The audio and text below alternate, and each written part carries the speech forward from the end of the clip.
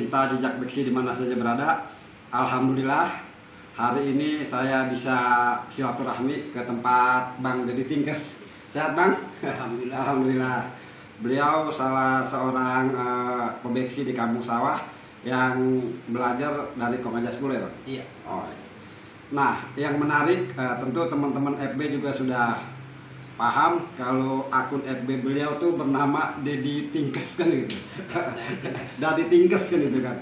Ini saya mau kulik persoalan itu. Jadi ceritanya bagaimana nih Bang ya? Awalnya kalau Bang Dari nama lengkapnya siapa sih? Nama lengkapnya udah Dadi. Oh, ya. Berarti simpel ya. Kalau orang Betawi ngasih nama emang simpel-simpel gitu kan. Dadi Omat. Nah, sekarang beliau ada agak panjang dengan Dadi Tingkes. Sejarahnya gimana Bang sehingga Abang bisa disebut Dadi Tingkes tuh Bang? Ya. Nah, sejarahnya begini.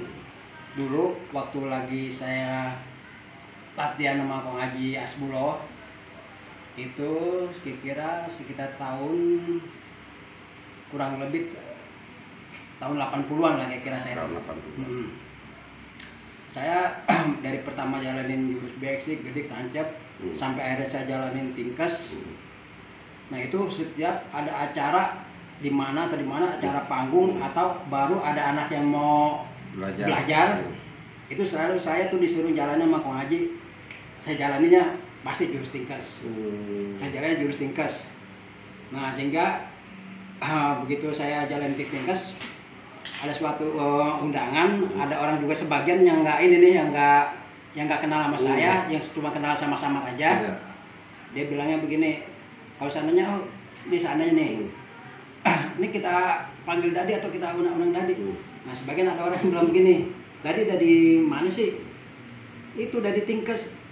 Oh itu yang suka jalanin jurus tingkes mulu. Nah gitu. Nah akhirnya ya sampai sekarang tuh orang dari orang yang dulu lah, pokok utama orang yang dulu tuh yang pokoknya ukuran seumuran saya, apa yang tuan dari saya tuh manggilnya dia udah Tingkes begitu. Jadi memang awalnya itu emang Kong As langsung yang nyuruh ya? Iya, Kong As. Jadi mungkin dilihat nih anak kalau jalan di jurus tingkes cakep banget atau gimana gitu kan. Tapi Abang juga merasa senang banget ya kalau jalan di situ, penuh semangat ya? Iya, saya penuh dinamika atau gimana tuh? Iya, itu sama saya tuh kayaknya udah kayak udah sehati banget, udah soulmate ya. Itu, iya. Kayaknya Mas kalau jurus tingkes sama saya kayaknya udah enak aja. Udah enak aja gitu kan iya. Ya. Jadi kalau misalnya berantem yang dipakai jurus tingkes doang apa gimana?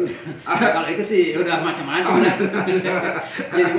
Jadi udah campuran gitu, mana aja refleksnya kita. Jadi Abang dulu belajar sama Kong Haji Asbulo sekitar tahun 80-an ya Bang ya?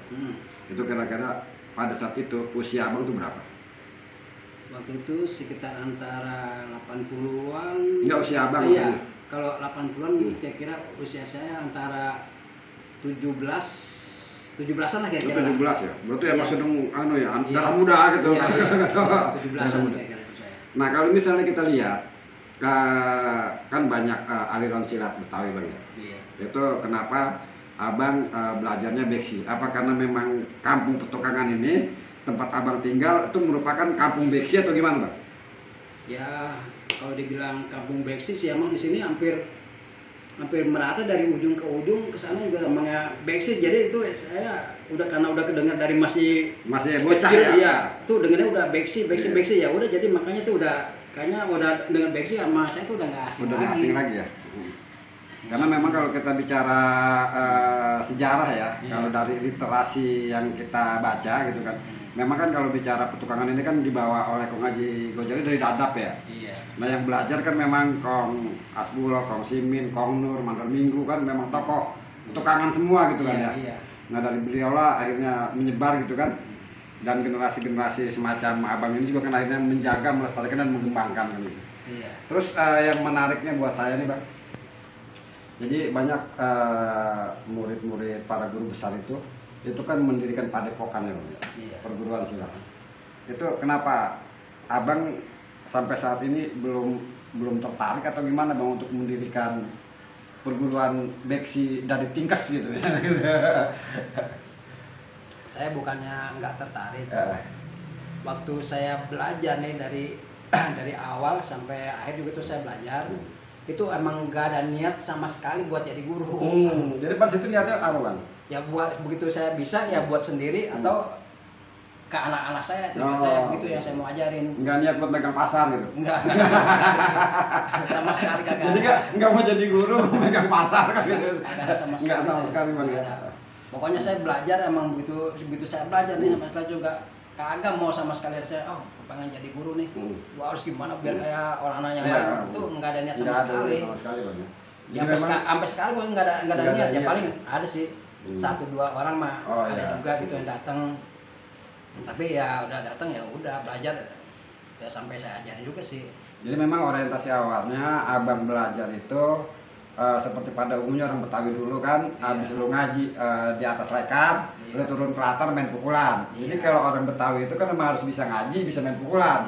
Kurang afdol kalau orang Betawi nggak bisa main pukulan. Nah pada saat itu Abang belajar main pukulan dalam rangka juga bagaimana bisa menjaga diri, bisa menjaga keluarga kan gitu kan, dengan ilmu silat yang Abang punya. Sehingga Abang tidak punya keinginan untuk membuka padepokan lah gitu ya.